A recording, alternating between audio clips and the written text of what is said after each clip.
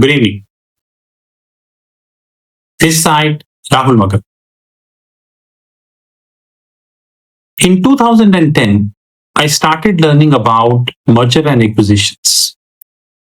And let me tell you, the real reason behind that was a training program that was organized by my company.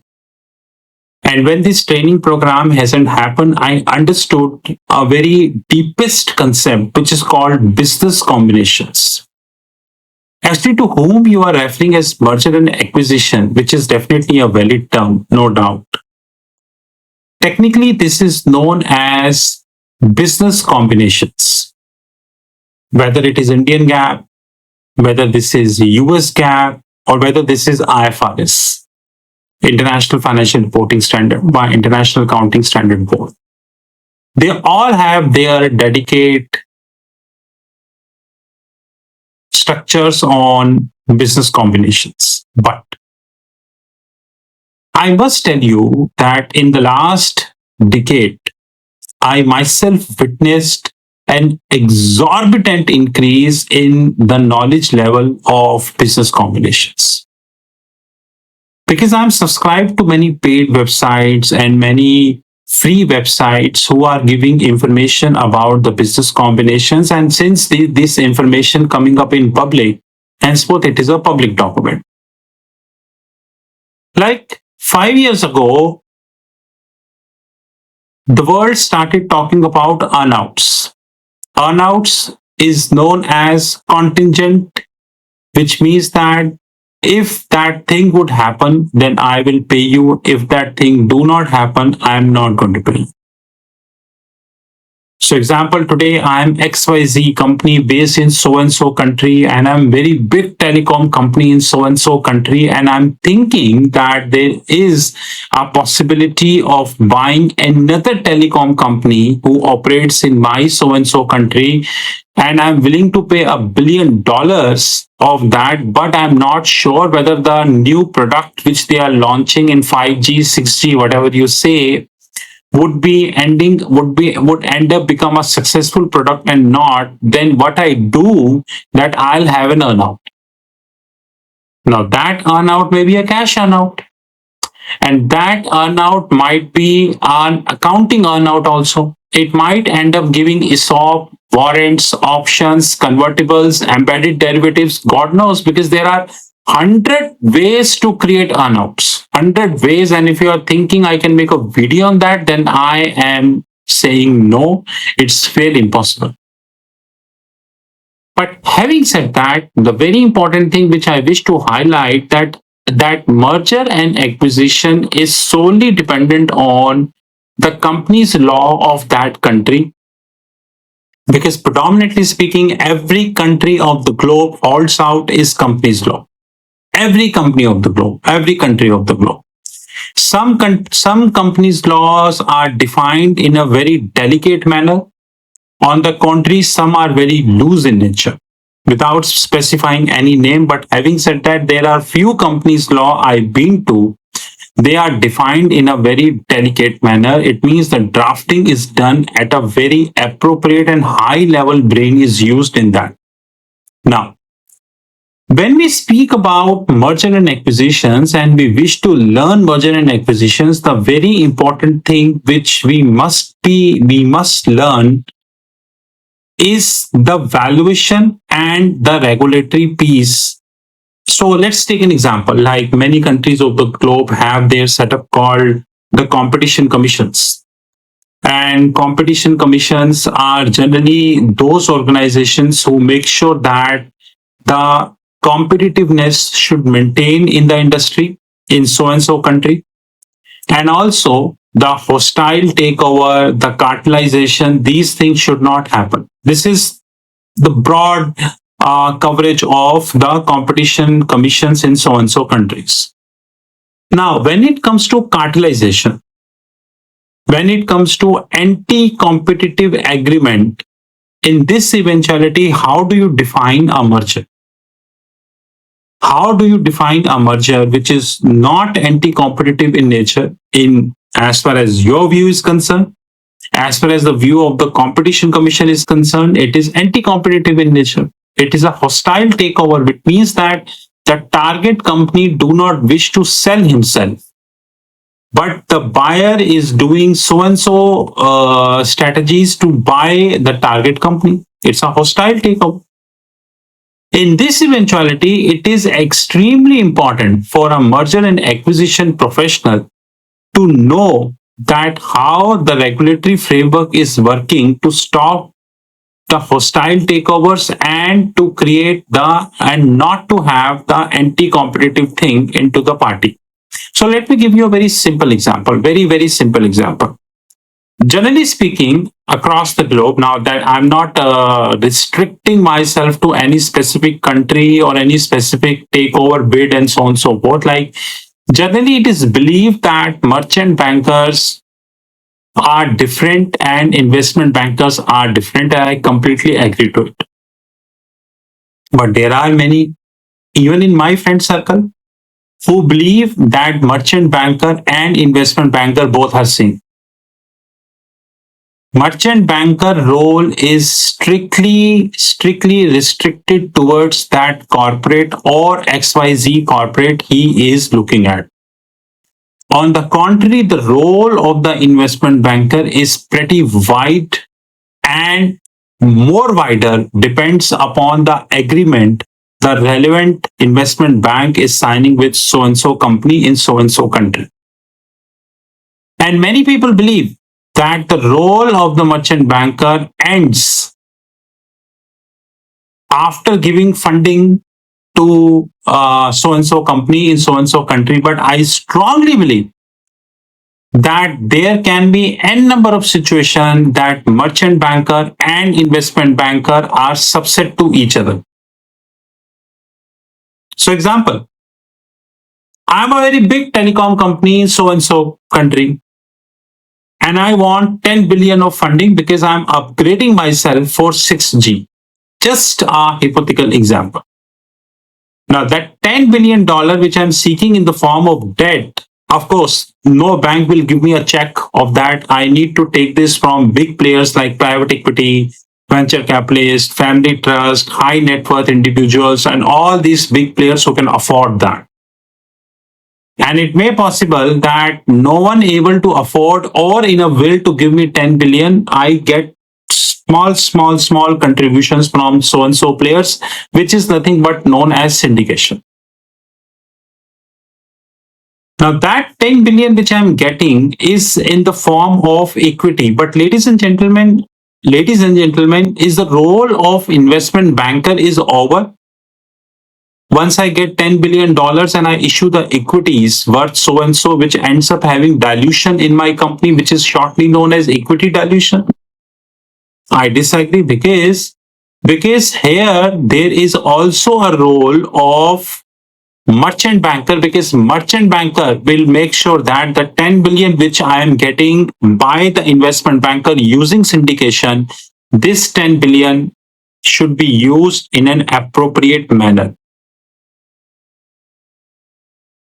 Whether it is a hard underwriting, it is a partial soft underwriting, it is complete soft underwriting, or it is bought out deal. I'm not entering into these technical words that what is hard underwriting, what is partial soft underwriting, what is full soft underwriting, what is bought out deal. I'm not entering into these technical words because I know they are extremely technical, and let me tell you, each one of them is having a subset with the merchant bankers. And that's very important. But once again, before I proceed, that the Companies Act of so and so country plays a very important role because we need to move as per the Companies Act. And next comes the regulatory framework. I need to understand the regulatory framework of that country, and guys, trust, I scrutinize 25 to 30 countries of the globe. And I spared almost 4 to 5 hours in this exercise. And the purpose of that exercise is to see whether that relevant so and so country holding out merger and acquisition norm or not. This was the exercise which I was doing. And trust, after concluding of the exercise, I got to know many of the countries in my list named so and so do not have a specific rule and regulation about merger and acquisitions. It means nothing is written about merger and acquisition, like this is how you proceed, this is how you not proceed, and so on and so forth. And even few who are having a written code about the merger and acquisitions, I went through 2 countries and I downloaded the code and checked, just a bird eye view. And I found out that there are many things which we may even debate. So merger and acquisition is a very complicated term, and it is getting broader and broader thanks to the complexity which is coming up in the financial market. Like special purpose vehicles, special purpose entities, bankruptcy remote vehicles. I'm telling you, when I started my treasury career, words like bankruptcy remote vehicle used to be very heavy word. What is bankruptcy remote vehicle? And today when I read the websites, few are paid and few are free, I'm finding this term is often used. So and so company created bankruptcy remote vehicle, took so and so debt from so and so bank. And then I'm opening the Google and see that what kind of bankruptcy remote vehicle has been created by so and so company in so and so country. Of course, the local norms play a very important role, but sometimes merger and acquisition is cross-border. You are sitting in India, you're buying a company in United States, you are sitting in Brazil, you're buying a company in Singapore, you are sitting in London, you are buying a company in Luxembourg. You may have numerous examples. And in this cross-border deal, whether it is a vertical acquisition, it's a horizontal acquisition, or it's a hybrid acquisition. And last but not the least, very important thing. Today I am buying a company. Today I am based out so and so country, say X. That relevant company I wanted to buy so and so, it is based out Y country. And when I'm buying this company, the target company on my left hand side, this company holds $1 billion hedge book in the balance sheet, which includes cash flow hedges, fair value hedging, net investment hedging, and different kind of exposure the treasury department of this company is hedging. But in my company, we do not have majority of what they are up to. Probably our approach is quite simple as compared to the approach of this company. Now what to do? Would this end up becoming a showstopper? Now, showstopper in English means very simplistically that end of a show. Would this end up becoming a showstopper? Or be able to convert this threat as an opportunity? A successful man is one who convert a threat into an opportunity, who make his home from the bricks which are thrown to him. He is a successful entrepreneur, and the world, though less number of people, but still never short of these successful entrepreneurs, who converted a threat into an opportunity and later give the world a pleasant product, be it services or be it a hardcore product, a tangible product you can touch upon. My treasury policy is very weak. I am so and so. Their treasury policy is very strong. They are so and so. Now I am buying this company, first question, whether it's a vertical integration or a horizontal integration. I'm not entering into these words right now, probably later stages, because vertical integration and horizontal integration in itself is a is a topic which requires a healthy and substantial debate.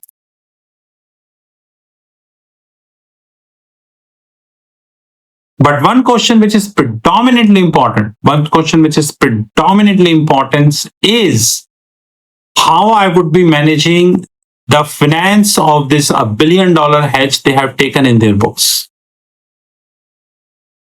That's very important. Before we part our ways, let me give you a very simple example to think about. There is a bank in XYZ country and there is a bank in PQR country. The bank in the XYZ country is buying a bank in the PQR company in the country. And please note that the way they manage their asset and liability is as per their company's law or their regulation. On the contrary, the way the acquirer is doing as per their own company's law. It's a cross-border deal. But you are legally bound to produce the joint result. Now, different countries of the globe have their different benchmarks, like some give you 12 months, some give you 24 months, some give you more than 24 months. So that depends upon country to country. No need to argue with this. But that combination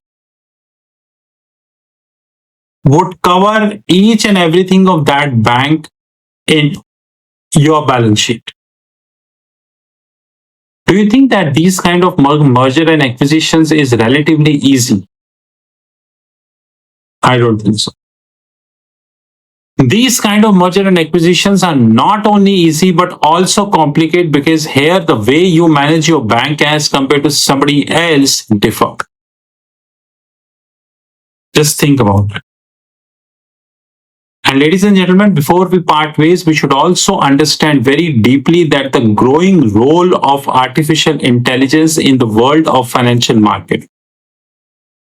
We cannot have a we cannot keep a blind eye that artificial intelligence is far away. It may take 20, 25 years. No, artificial intelligence is right here. And I'm using this almost every possible day. I myself becoming a user of artificial intelligence. And trust, the results are very significant, very significant. In the world of financial markets, in the world of treasuries, the front office department are slowly and steadily coming up with bots. Back offices are slowly and steadily, they are now digital in nature. It is the middle office which is safe till now. In few countries named so and so, but how long, we don't know. Henceforth, when we speak about merger and acquisitions, the very important thing which we need to understand whether it's a vertical integration or a horizontal integration or a hybrid integration. Number one. Number two, the way I am going to be combining, which is called acquisition accounting. Very hard term. Acquisition accounting, whether this to happen in a delicate manner or not. More videos on the card. Good evening, ladies and gentlemen. This is Rahul Magan. You have my number right flashed on the screen. Have a great day.